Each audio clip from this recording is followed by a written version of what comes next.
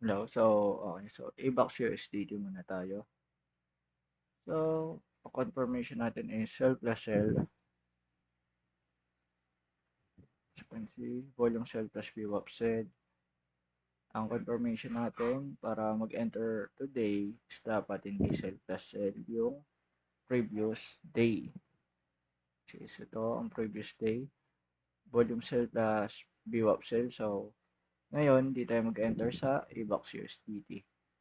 Kasi di confirm ang confirmation natin. Then next, at USDT. So, ang net USDT, mark down natin.